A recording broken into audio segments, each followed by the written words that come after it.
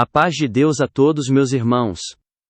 Eu me chamo Marcos Ferreira, sou natural de Belo Horizonte, e nesta ocasião quero compartilhar com vocês um testemunho que somente aqueles que já experimentaram o agir de Deus conseguem compreender em sua totalidade. Trata-se de uma experiência que se inicia com amargura e dor, mas encontra seu desfecho em louvor e vitória, porque o nosso Senhor permanece fiel, de início ao fim. O irmão Luiz Carlos de Almeida servia como ancião em nossa comum, na localidade de Nova Esperança, pequeno bairro modesto, porém repleto das bênçãos de Deus. Todos que mantinham contato com o irmão Luiz conheciam sua reputação. Ele era reconhecido como homem de oração, sempre tranquilo, admirado dentro e fora da igreja. Dedicava-se a Deus em todo o tempo com reverência, sempre transmitindo palavras inspiradas, e vivendo de joelhos no chão, suplicando pelos seus irmãos.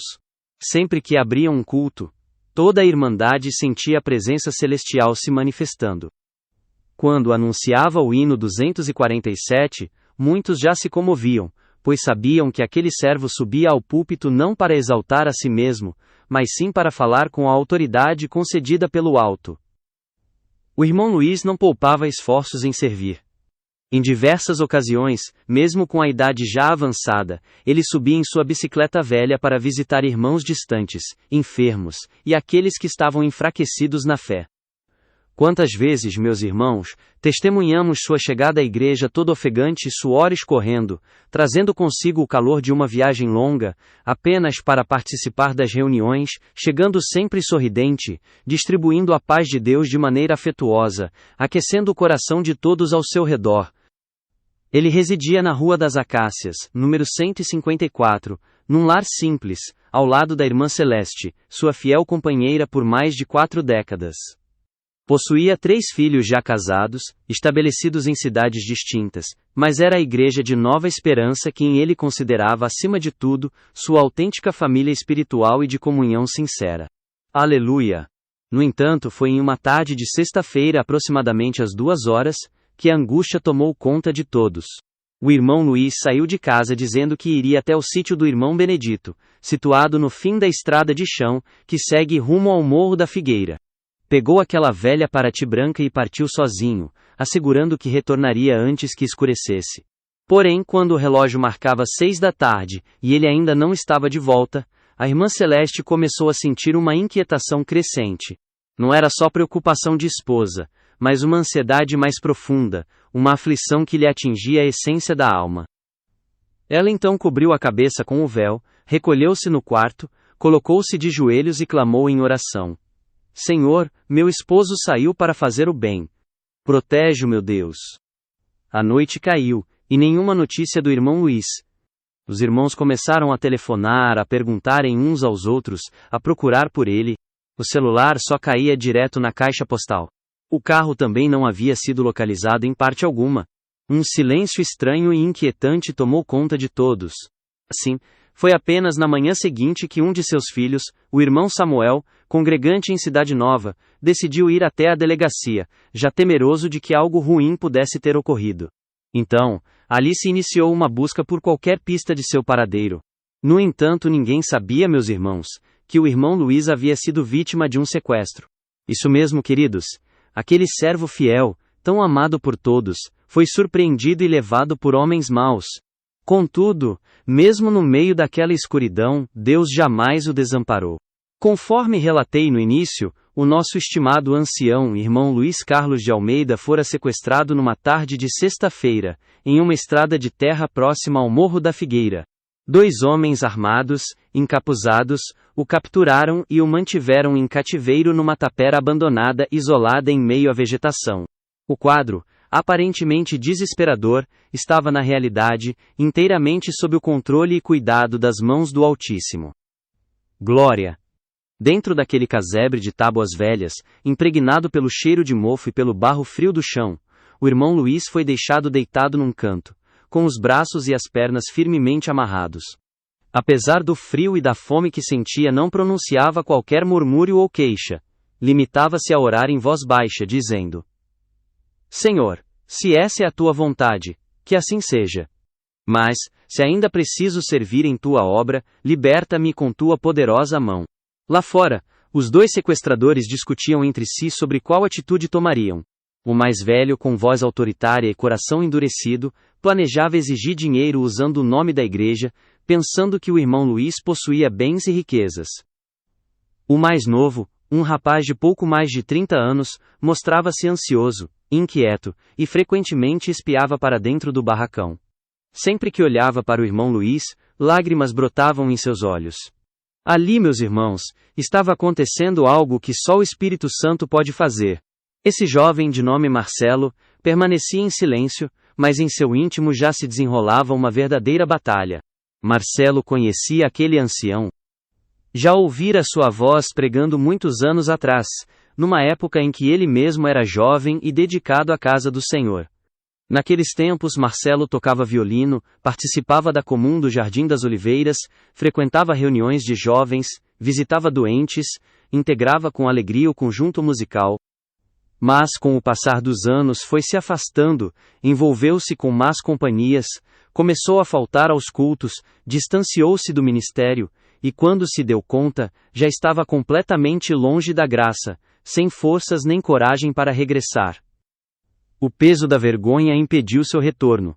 E, ironicamente, ali estava ele, diante do mesmo ancião que um dia o acolhera com um abraço caloroso na porta da igreja, agora como um dos sequestradores. Mas seu coração, irmãos, não suportava mais tal peso. Marcelo encostou-se na parede externa da tapera, chorava em silêncio, sem pronunciar nenhuma palavra, apenas suspirando fundo, ocultando o rosto entre as mãos.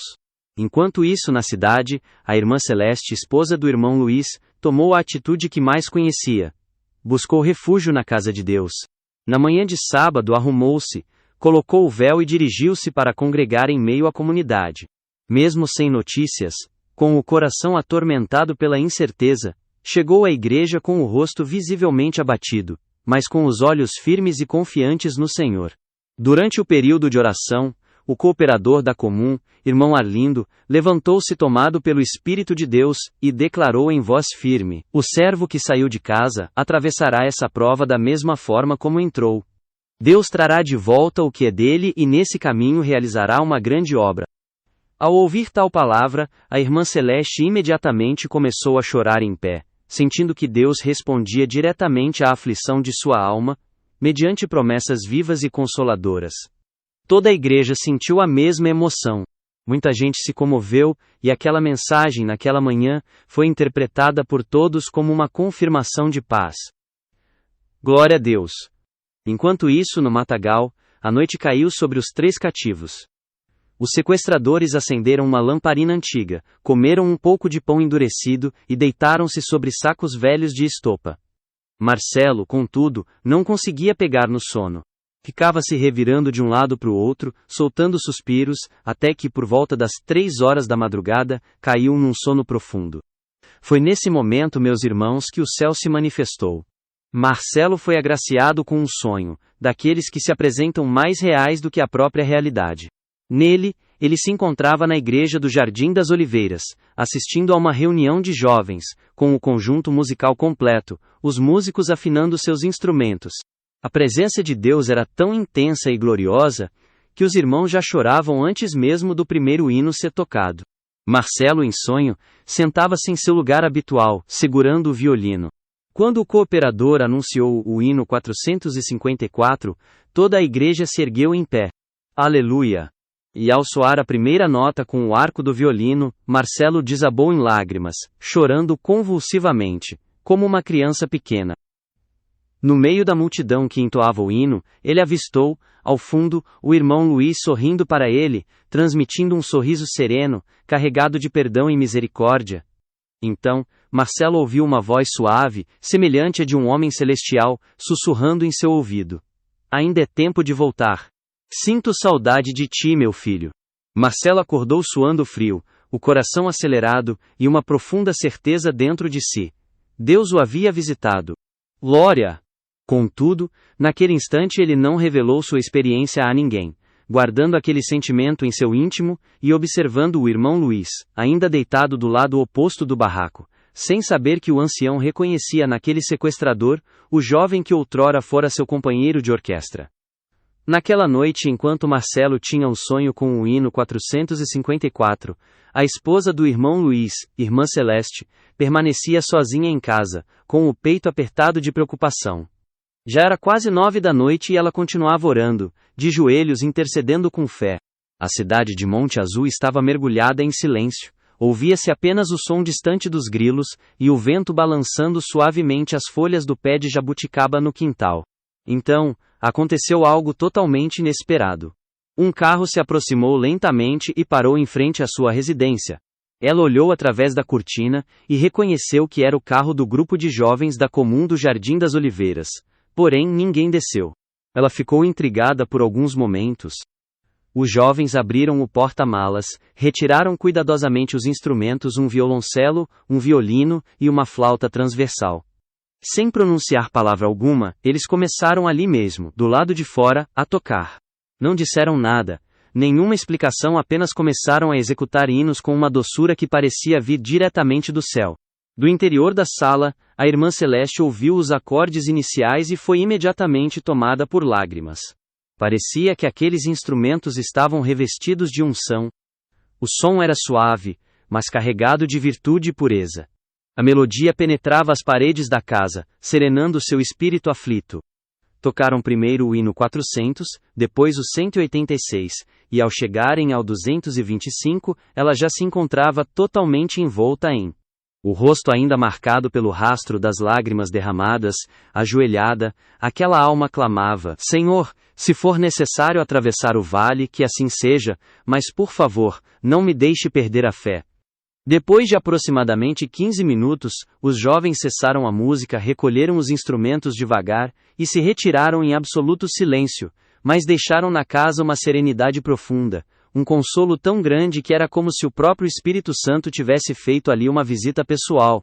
Glória seja dada a Deus! Enquanto isso, naquela tapera isolada, onde o irmão Luiz permanecia em cativeiro, a claridade da manhã começava a invadir suavemente o ambiente. Marcelo despertou antes de todos, sentou-se no chão, ocupado por pensamentos. O sonho que tivera na noite anterior ainda estava vívido em sua memória. Parecia que ele ainda sentia a presença impactante daquele varão celestial. As notas do hino seguiam ressoando dentro do seu peito de forma inesquecível. Era nítido. Algo dentro dele havia se transformado. Sentia agora uma paz diferente, acompanhada de um desejo sincero de praticar o bem e consertar os próprios erros. Levantou-se e dirigiu-se a um canto onde só havia um pedaço de pão duro e um cantil já com pouca água. Pegou aqueles parcos mantimentos e, com as mãos trêmulas, foi ao encontro do ancião. Irmão, bom dia! Eu trouxe um pouco de pão e água. É o que conseguimos aqui, comunicou, com a voz claramente embargada pela emoção. Irmão Luiz olhou para ele com expressão generosa e replicou: Deus te abençoe, meu filho. Quando pouco é dado de coração, se transforma em muito nas mãos poderosas do Senhor. Glória a Deus! Marcelo acomodou-se ao lado do ancião, calado. Pela primeira vez sentiu o desejo de estar perto desse homem bondoso. Os dois dividiram, em silêncio, o alimento simples por alguns minutos. A certa altura, irmão Luiz voltou-se para Marcelo, e, com doçura no olhar e voz calma, declarou: Esta noite, Deus esteve neste lugar. O Senhor me mostrou alguém tocando violino, um hino sobre confiar em Jesus. Era o 454, não era? Marcelo ficou estático. O pedaço de pão caiu-lhe das mãos, que começaram a tremer, e os olhos logo se encheram de lágrimas. Como é que aquele homem sabia? E irmão Luiz prosseguiu descrevendo o sonho. Eu vi, havia um cooperador levantando a mão, toda a igreja em pé, e um jovem chorando muito enquanto tocava. Foi isso que aconteceu? Marcelo, incapaz de responder, apenas abaixou a cabeça e se pôs a chorar copiosamente, como uma criança. Lágrimas espessas escorriam por seu rosto sujo enquanto seu peito soluçava em remorso sincero. O ancião, com ternura, disse: Deus está te chamando de volta, meu filho. Ainda dá tempo. O Senhor sente saudades de ti.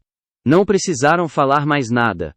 Ficaram ali em silêncio, apenas os dois, mas naquela cena, parecia que todo o céu parava para assistir. Glória seja ao nome do Senhor. Como relatei antes, naquela manhã Marcelo havia despertado diferente do habitual. Após o sonho com o hino 454, e da visita singular do Espírito Santo durante a madrugada, seu coração já não conseguia mais compactuar com a iniquidade em que vivia. Sentiu-se tomado por uma angústia crescente, como se uma mão invisível o estivesse puxando de volta às veredas do Senhor. Levou aquele pequeno pedaço de pão e água ao ancião, e Deus usou o servo para pronunciar palavras que tocaram diretamente naquele segredo que só Marcelo conhecia.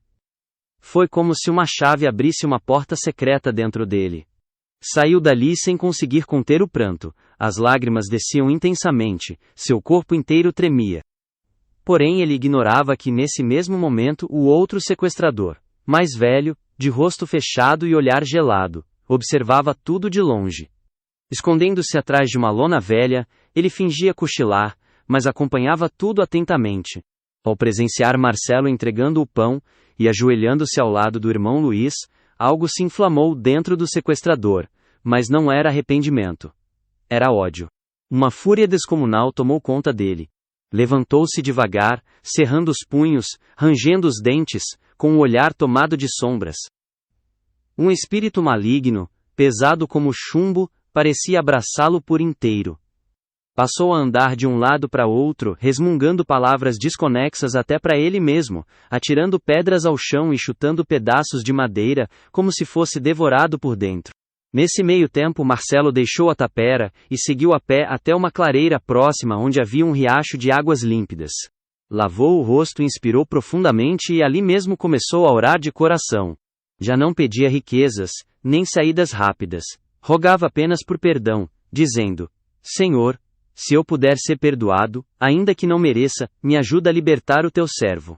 Quando decidiu retornar à tapera, com o firme propósito de soltar o irmão Luiz, deparou-se com o outro sequestrador parado no caminho, olhando para ele de um jeito que nunca tinha visto. Um olhar vazio, duro, saturado de ódio, como se nem fosse o mesmo homem de antes. Vai soltar ele, né? Rosnou o homem com voz grossa e ríspida. Marcelo tentou explicar, ainda lágrimas nos olhos. Eu não aguento mais. Deus falou comigo. Não posso continuar. Mas nem conseguiu concluir, pois foi agarrado pelo colarinho e arrastado mata adentro. O sequestrador o empurrou com violência contra o tronco de uma árvore, e apontando o dedo para seu rosto gritou, furioso: Você esqueceu quem você é? Tá pensando que é crente agora? Vai aprender o que acontece com traidor. Foi nesse instante, irmãos, que uma força ainda mais sombria se manifestou. O homem foi tomado por um espírito maligno, os olhos girando, balbuciando frases desconexas. O ódio era tamanho que parecia fora de si. Pegou então um pedaço de madeira, ergueu com intenção de atacar, mas aí aconteceu o que ninguém esperava. No silêncio da mata, de repente o sequestrador parou, totalmente imóvel. Seu olhar arregalou-se, começou a tremer e suar frio, largou a madeira e deu alguns passos para trás. Gritou: Quem tá aí? Quem está me olhando? Marcelo, caído no chão, nada via. Mas o sequestrador enxergou claramente dois seres de luz, varões vestidos de branco, com brilho impossível de encarar. Um tinha uma espada de fogo nas mãos, o outro apenas apontava para ele. Não diziam uma palavra, apenas encaravam, como se declarassem: Estamos aqui.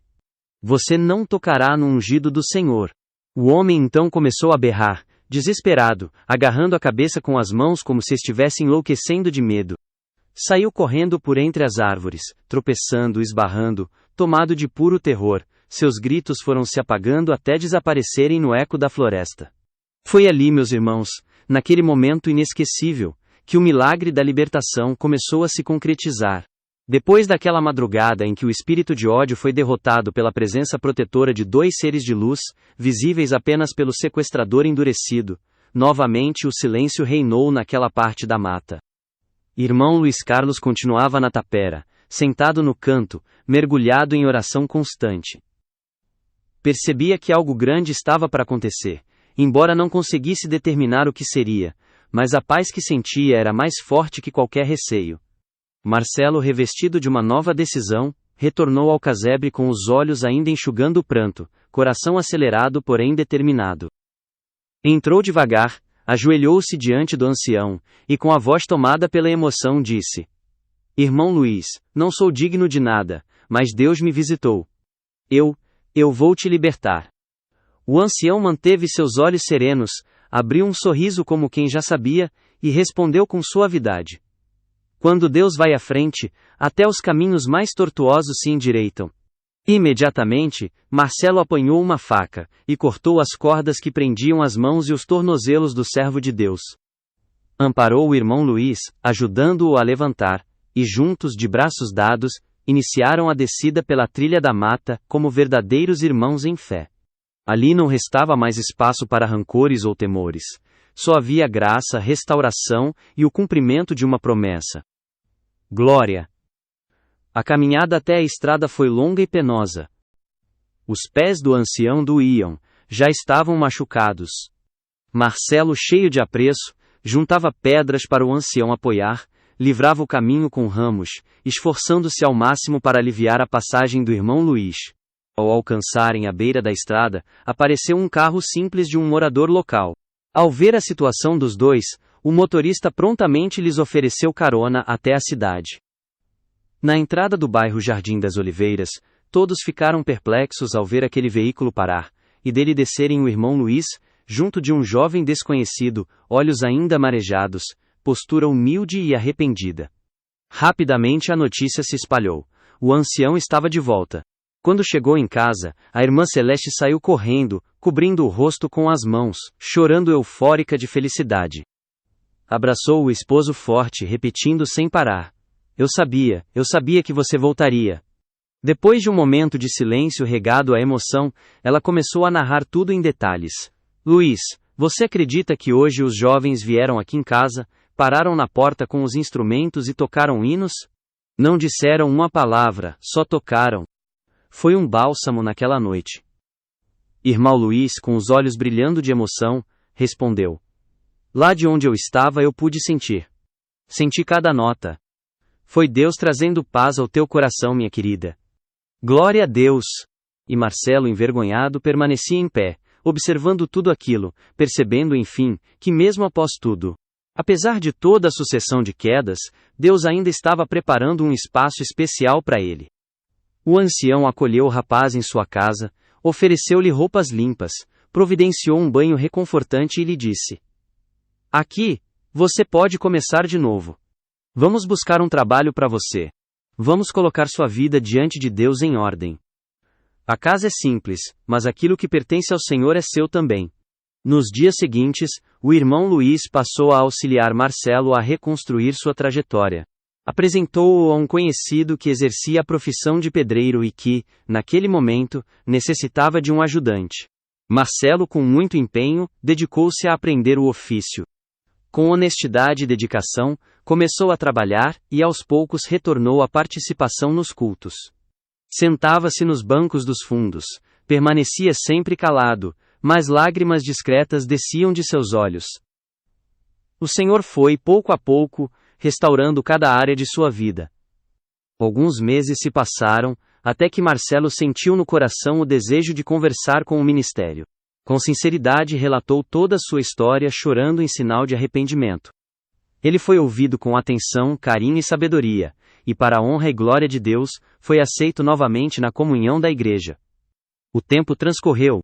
Marcelo casou-se com uma moça da comunidade localizada no bairro São Vicente, uma jovem mulher que temia a Deus. Deste casamento vieram ao mundo 2 filhos, Samuel e Esther.